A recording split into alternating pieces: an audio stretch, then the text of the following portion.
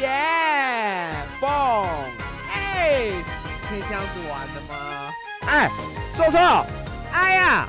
嗨，大家好，我是小屋，今天我们来介绍这一套古文具身2。好，这套牌呢，用古文具身2的2阶进化，使用它的特性爆热高歌，将自己的手牌一张火能量丢弃之后呢，在这一回合自己的宝可梦使用的招式，对对手的战斗宝可梦可以加60点的伤害。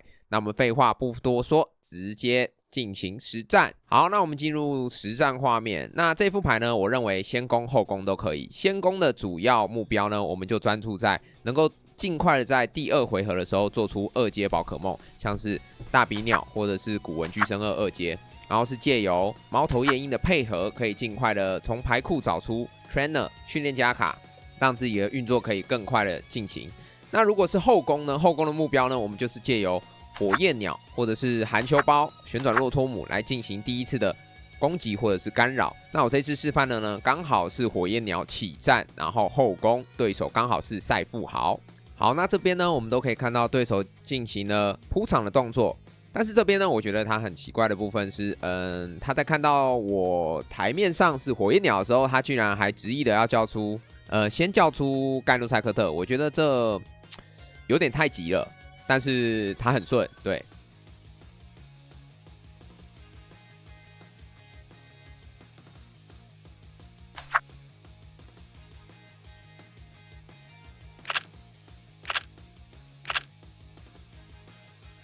OK， 虽然他叫出了盖诺塞克特，但他还是把场子铺好铺满，而且做好做满。好，轮到我的回合。那这边很幸运的，对手由于刚刚想要铺场的关系，他下了一个声波阵。那这样子让我可以更加快速的运转。好，那我现在手边的资源呢，我只有场上的声波阵。这时候呢，首要的目标呢，就是叫出旋转骆驼母，使用它的特性风扇呼唤，直接找到3个 HP 以下的无属性宝可梦。那这边呢，我选择叫了咕咕、猫头夜莺还有波波。那为什么选择波？理由呢，在于说我等一下有机会可以抽到糖果或者是钛金宝可梦泰勒巴戈斯。那如果是这几张牌进手的话呢，我就有机会运转起来。如果没有办法的话呢，至少我先做，几率能够提升。好，这些做完之后呢，根据我的手牌，我就直接选择进攻了，直接换到对手的下一个回合。好，接着轮到对手进攻。那他一开始就进化了赛富豪，赛富豪的特性是红利硬币。在每一回合可以使用一次，抽出自己的1张牌。如果在战斗区的话，可以多加1张牌。哦，他3只都进化了，因为上一回合盖诺塞克特的特性，所以让他手上都有3只的赛富豪。好，那赛富豪这副牌强大的地方呢，就在于它可以使用我刚刚所说的特性红利硬币，一直让自己的手牌堆加资源。那堆加资源之后呢，就可以配合他的攻击。哦，这边看到对手在他的牌里面放了一张改造之锤，我觉得这手放的蛮好的，但是很坏。我相信这张牌针对多龙或者是任何使用特殊能量的牌，如果你有在玩赛富豪的，也可以考虑。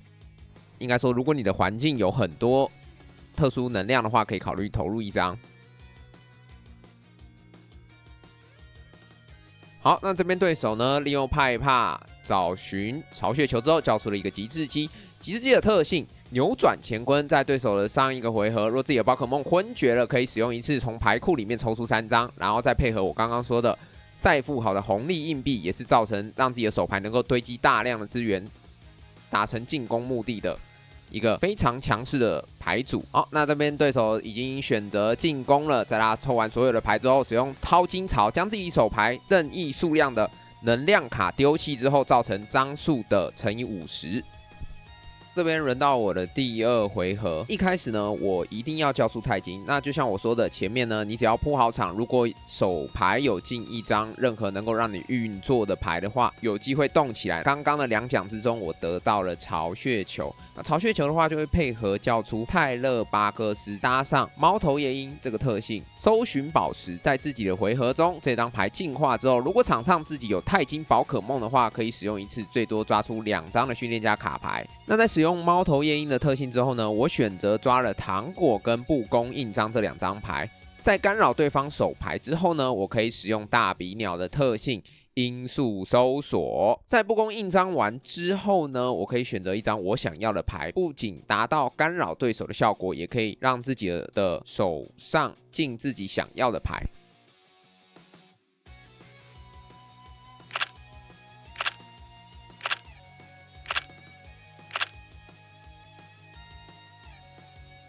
好，这边这时候呢，我在想，我这颗到底要不要把它补上去？但其实我这手打错了。在干扰对手手牌之后呢，我手上进了一张巢穴球。这时候呢，我可以选择再叫极致机出来，使用它的特性扭转乾坤，增加自己的手牌数。这边为什么我说我打错了呢？就像我刚刚说的，不公一张配上音速搜索的 combo， 因为扭转乾坤让我手上多了一张糖果，我只要配合音速搜索的特性，我就可以把2阶宝可梦古文巨声2叫出来。配合手上的糖果，我就可以进化；配合手上的单价跟能量回收，我可以让自己的火焰鸟上去直接昏厥对面的赛富豪。那既然打都打错了呢，那我们就只好训练自己的反脆弱，我们要增加自己的不稳定性。那这时候呢，我只好选择，我只好选择自己的含羞包上去干扰对手了。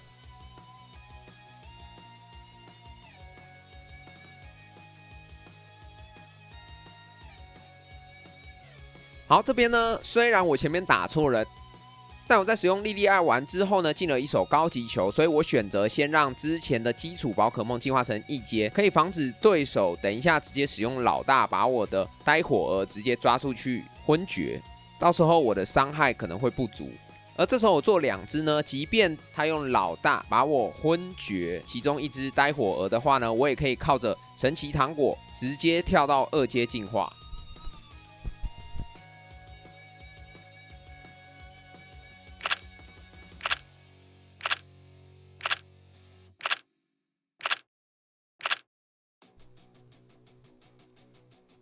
这时候对手下了一个圆形竞技场，把我的灵芝大空洞给压掉之后呢，我担心对手会把我的呆火2或者是炙烫2抓出去揍，所以呢，我选择丢掉了这3只宝可梦。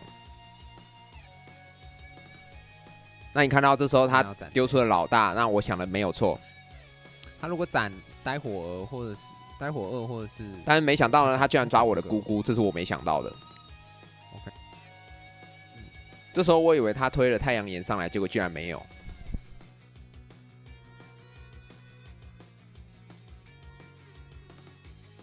这边轮到我了哈。这个时候由于对手这样子做，让我有点意想不到哈，所以我有点慌了，我反而不知道要怎么打。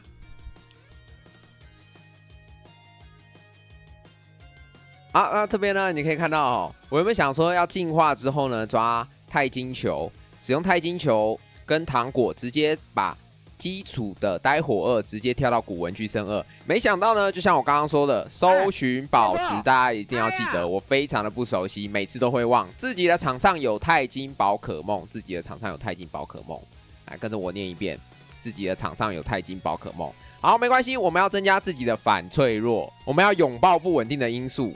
既然木已成舟呢，我们就只好照着继续打。那这边呢，我只好使用奇术配合含羞包干扰对方的手牌，以及让对方没有办法更好的运作。哎呀，打错了，我在干嘛啦？搞笑。好，虽然我前面打错了哈，但可以看到赛富豪这边一直抽，但即便这边他抽再多，他也没有办法昏厥我后面的2奖的宝可梦。所以他这时候呢，最多就是换太阳岩上来对我进行进攻。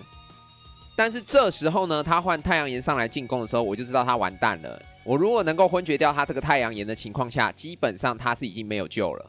6颗了。这边你可以看到我在检查他的弃牌区，基本上赛富豪4+7的配置，4颗钢能，7颗斗能。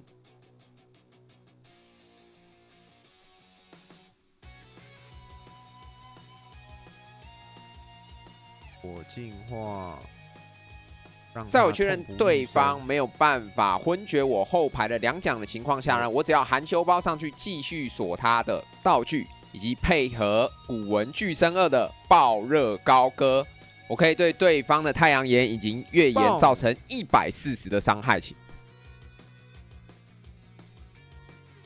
他现在剩下我看一下7颗嘛，7颗。8、93颗，150斩不掉我场上的大只的，对，嘿嘿，他只能斩这1只或这1只，这3只，对，这3只。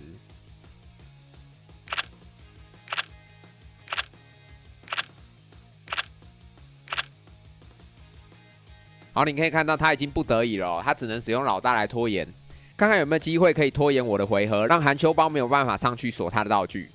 但很可惜的是，这副有放的就是喷射能量。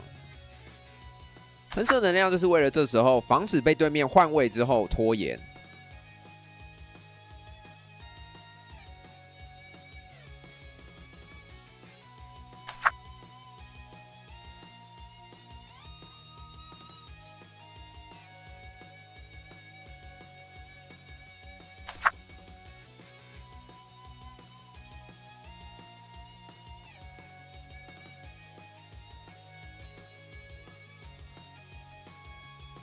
那这边呢，你就可以注意到爆热高歌不是只有限定一次，所以呢，我的含羞包，即便对面的赛富豪有-30的抗性的情况下，我也可以对他造成100的伤害，超级夸张！耶，蹦！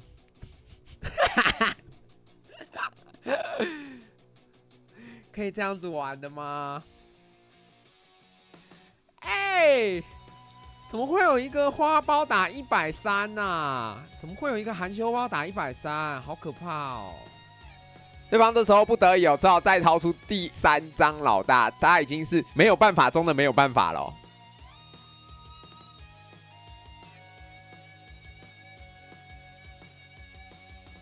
但是很不巧，我刚好有2张喷射能，所以我继续换位上去对他进行进攻。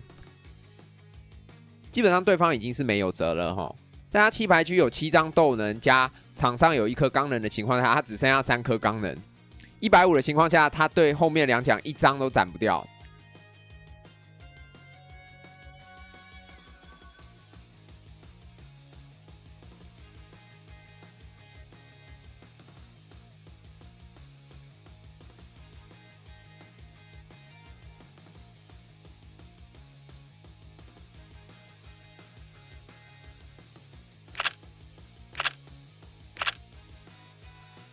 那这边呢，他选择不得已的情况下，把我的含羞包给昏厥了之后呢，我就可以直接配合我手上的钓竿以及巢穴球，可以让自己的火焰鸟出来，将对方前台的赛富豪给昏厥，获得最后的2奖，游戏结束。